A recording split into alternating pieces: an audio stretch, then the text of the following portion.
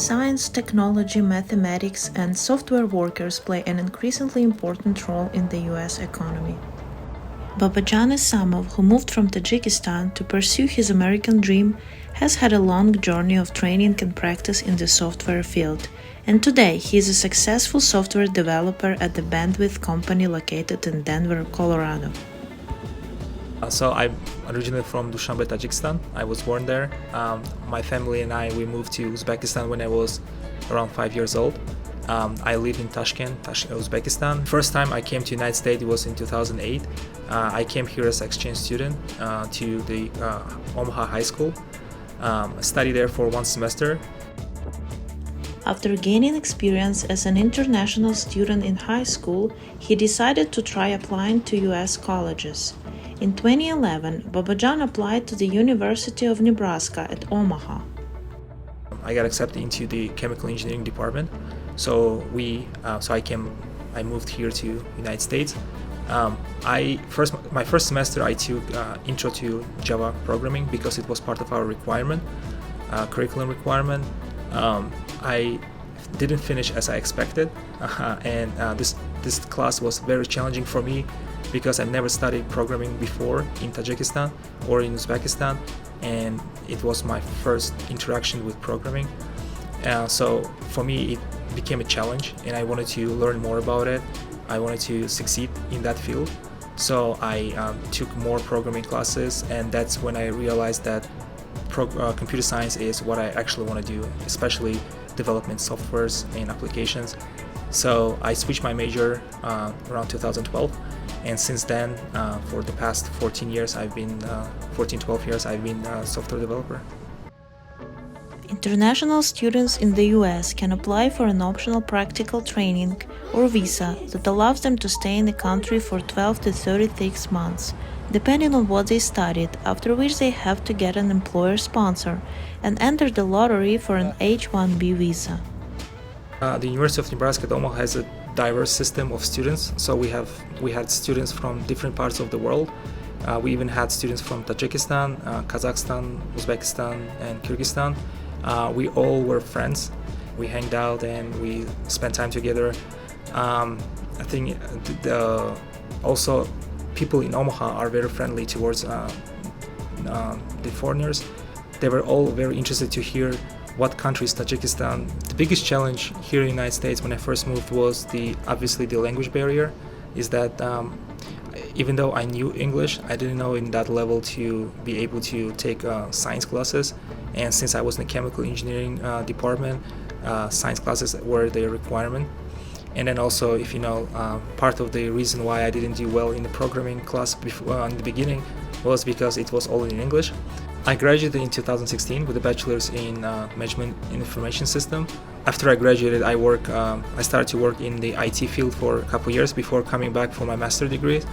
And then when I got into my master's degree, I started to work for University of Nebraska at Omaha under the professor Sachin Pavaskar.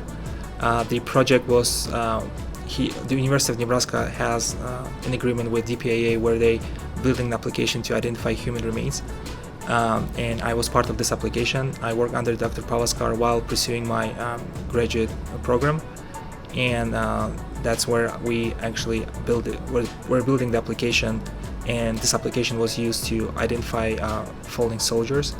And I worked in this project for around 2 years. Then in 2020, I started working at the First National Bank of Omaha in the position of the BI developer. So we were working with data infrastructure, creating data pipelines for them to be used in data science and data analytics.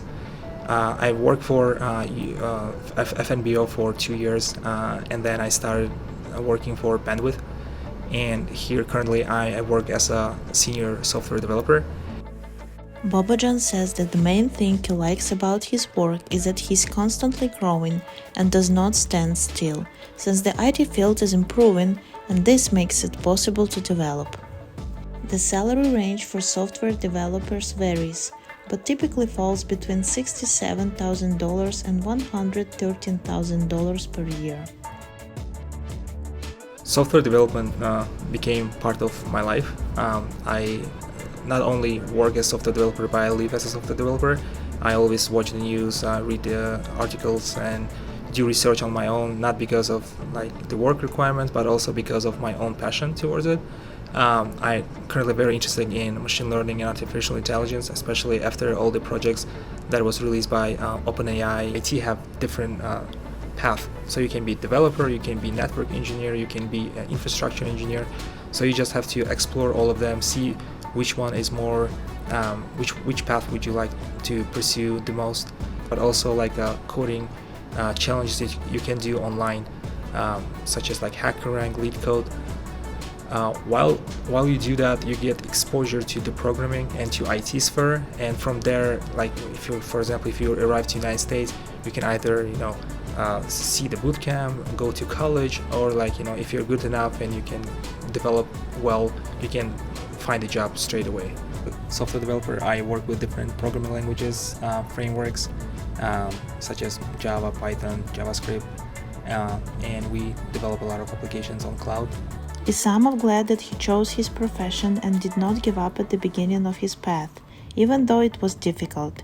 He advises newly arrived immigrants to try themselves in the IT field, since education and information are now more accessible than when he arrived.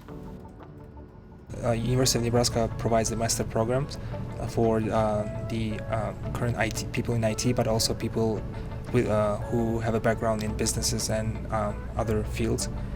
They provide you the essential training skills that you need to become a developer, and then they get you in the programs where you actually develop for the real companies. I believe computer science is the field that is very big, and then not all the aspects of it has been studied and developed yet. So I think there's a lot of opportunities for people to get into this field. I would like to see more Tajiks getting into it, because obviously my home country people. So in the future, would want to be able to be closer to Tajikistan and help them, help the younger generation to learn programming and be successful in this field. Back in my days, there were not a lot of content in online where you could learn programming, especially in Tajikistan. We didn't have, I would say, the accessible internet. I think we're living in a time where the resources are widely available for us, and we should utilize it. There are many people who publish their content for free. I think what's important is to understand what exactly we want to do in IT. Svetlana Pristinska for VOA News, Denver, Colorado.